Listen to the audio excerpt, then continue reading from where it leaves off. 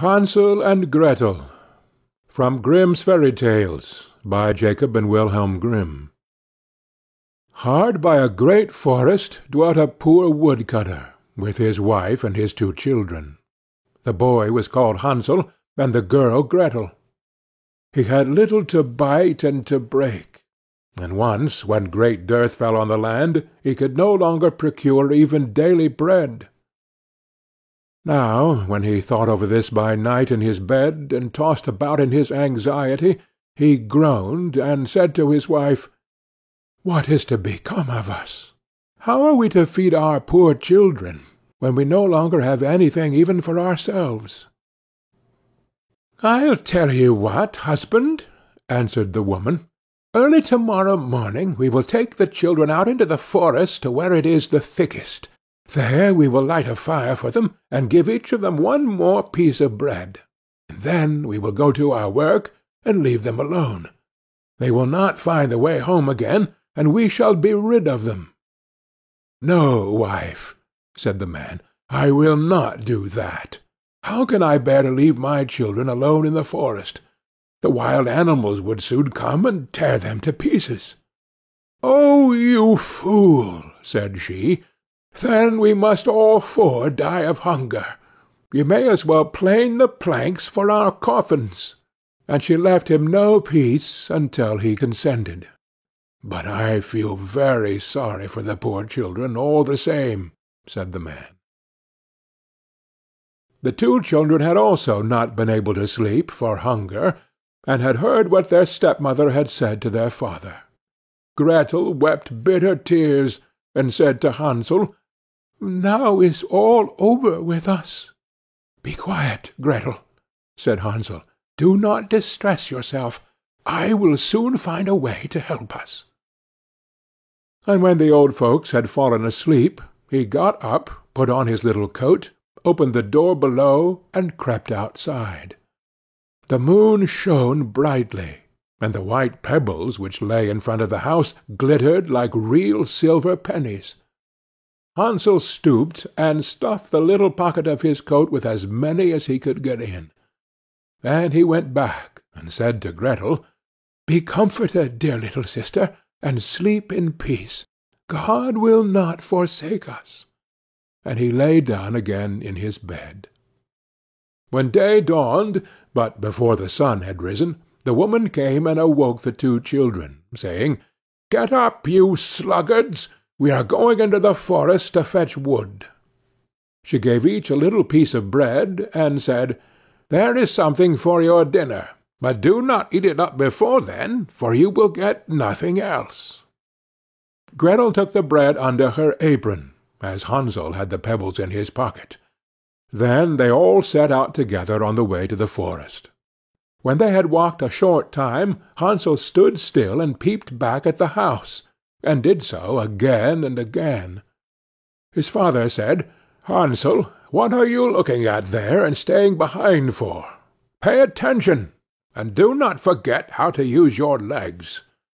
"Ah, father," said Hansel, "I am looking at my little white cat, which is sitting up on the roof and wants to say good-bye to me." The wife said, "Fool, fool! That is not your little cat, that is the morning sun which is shining on the chimneys." Hansel, however, had not been looking back at the cat, but had been constantly throwing one of the white pebble-stones out of his pocket on the road. When they had reached the middle of the forest, the father said, "Now, children, pile up some wood, and I will light a fire that you may not be cold." Hansel and Gretel gathered brushwood together, as high as a little hill. The brushwood was lighted, and when the flames were burning very high, the woman said, "Now, children, lay yourselves down by the fire and rest. We will go into the forest and cut some wood. When we have done, we will come back and fetch you away." Hansel and Gretel sat by the fire, and when noon came, each ate a little piece of bread, and as they heard the strokes of the wood-axe, they believed that their father was near. It was not the axe, however, but a branch which he had fastened to a withered tree which the wind was blowing backwards and forwards. And as they had been sitting such a long time, Their eyes closed with fatigue, and they fell fast asleep. When at last they awoke, it was already dark night. Gretel began to cry, and said, "How are we to get out of the forest now?" But Hansel comforted her, and said, "Just wait a little, until the moon has risen, and then we will soon find the way." And when the full moon had risen, Hansel took his little sister by the hand, and followed the pebbles, which shone like newly coined silver pieces, and showed them the way. They walked the whole night long, and by break of day came once more to their father's house. They knocked at the door, and when the woman opened it, and saw it was Hansel and Gretel, she said, "You naughty children, why have you slept so long in the forest? We thought you were never coming back at all."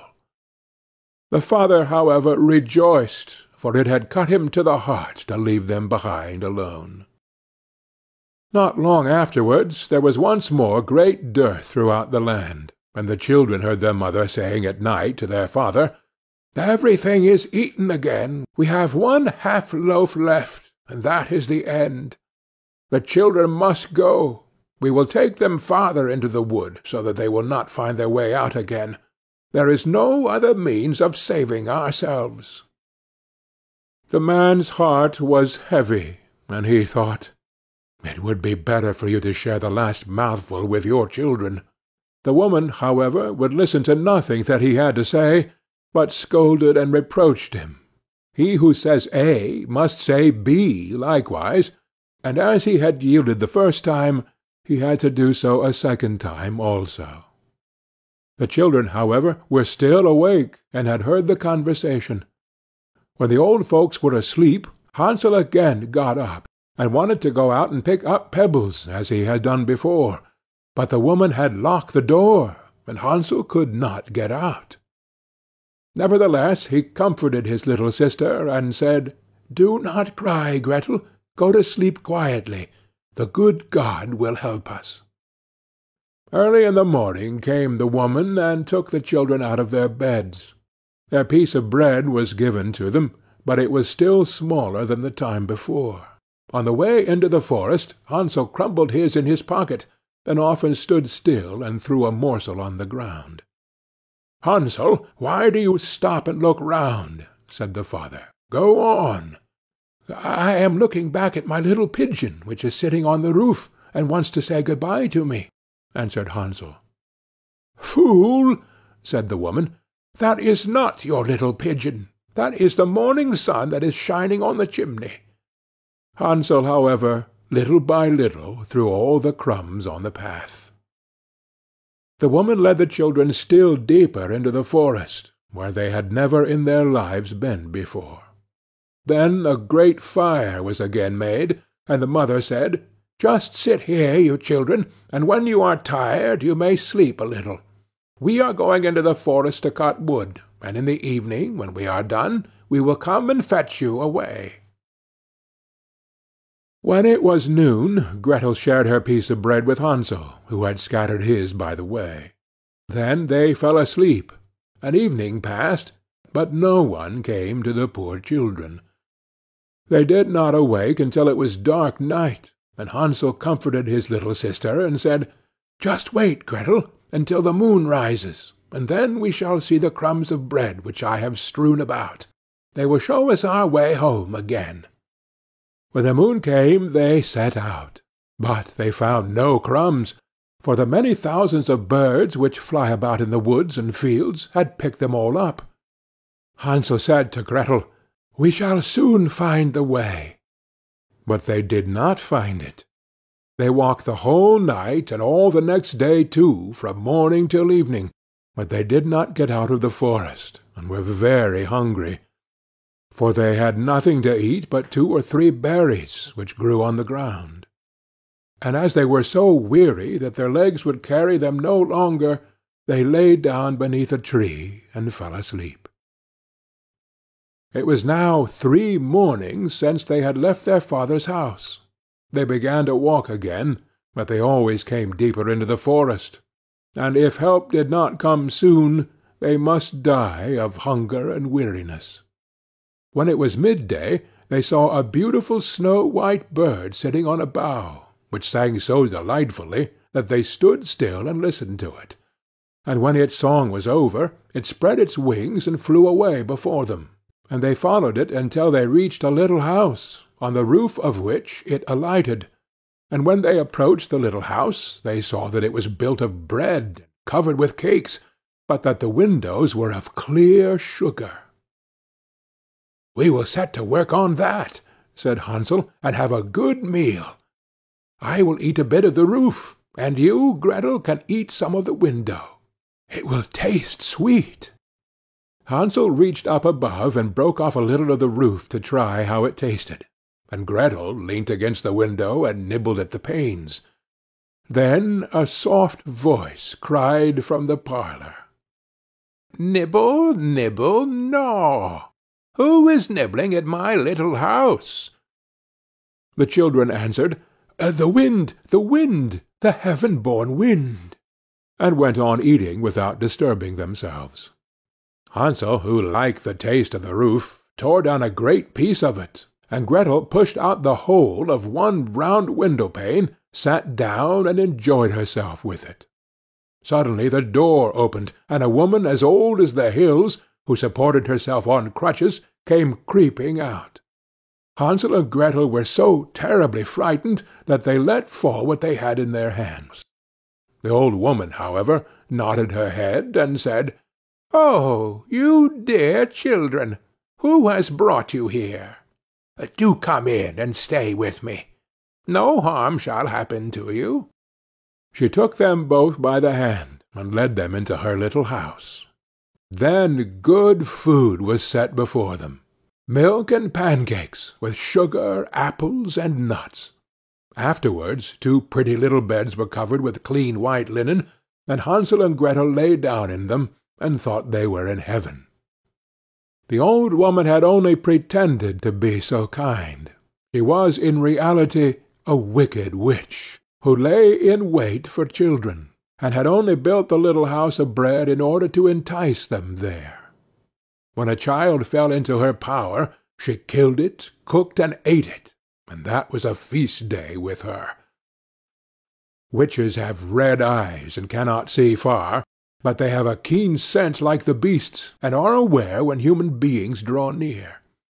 When Hansel and Gretel came into her neighbourhood, she laughed with malice, and said mockingly, "I have them.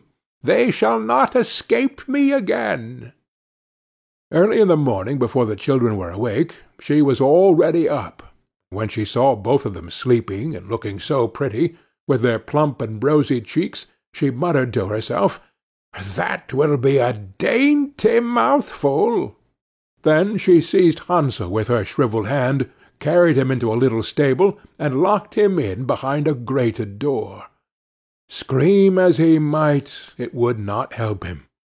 Then she went to Gretel, shook her till she awoke, and cried, "Get up, lazy thing, fetch some water, and cook something good for your brother. He is in the stable outside, and is to be made fat. When he is fat, I will eat him." Gretel began to weep bitterly, but it was all in vain, for she was forced to do what the wicked witch commanded. And now the best food was cooked for poor Hansel, but Gretel got nothing but crab shells.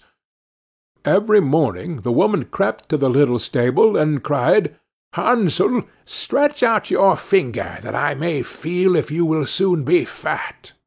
Hansel, however, stretched out a little bone to her, and the old woman, who had dim eyes, could not see it, and thought it was Hansel's finger, and was astonished that there was no way of fattening him. When 4 weeks had gone by, and Hansel still remained thin, she was seized with impatience, and would not wait any longer. "Now then, Gretel," she cried to the girl, "stir yourself, and bring me some water. Let Hansel be fat or lean, to-morrow I will kill him, and cook him." Ah, how the poor little sister did lament when she had to fetch the water, and how her tears did flow down her cheeks. "Dear God, do help us!" she cried.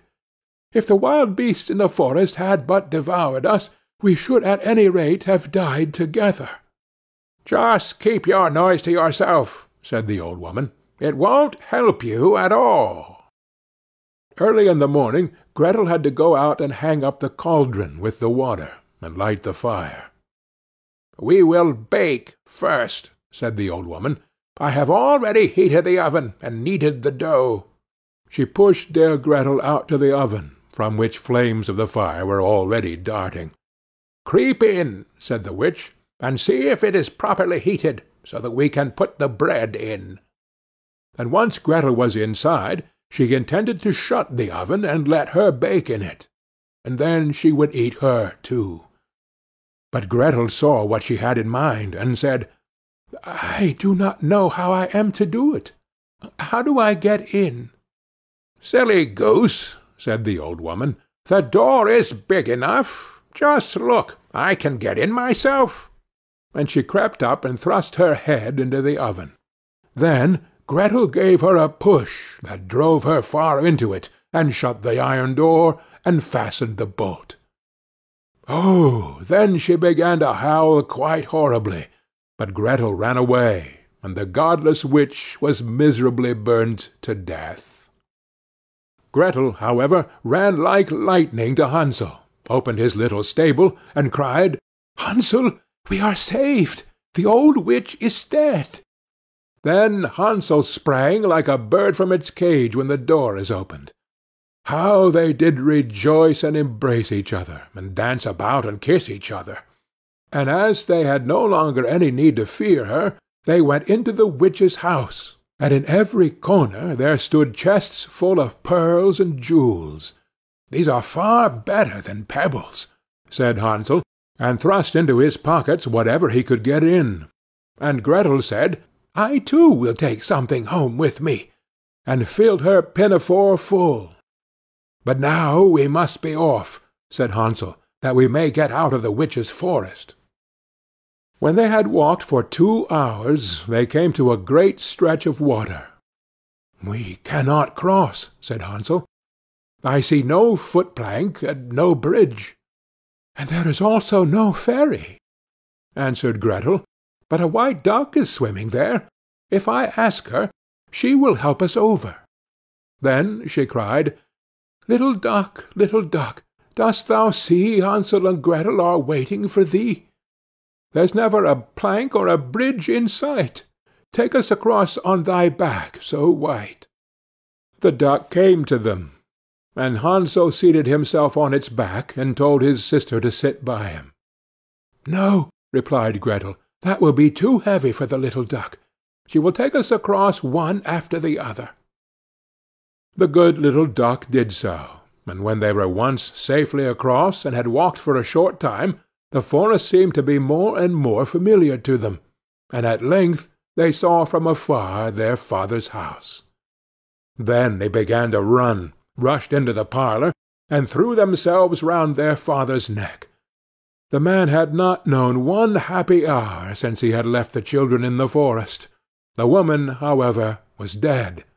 Gretel emptied her pinafore until pearls and precious stones ran about the room, and Hansel threw one handful after another out of his pocket to add to them. Then all anxiety was at an end, and they lived together in perfect happiness. My tale is done. There runs a mouse. Whosoever catches it may make himself a big fur cap out of it.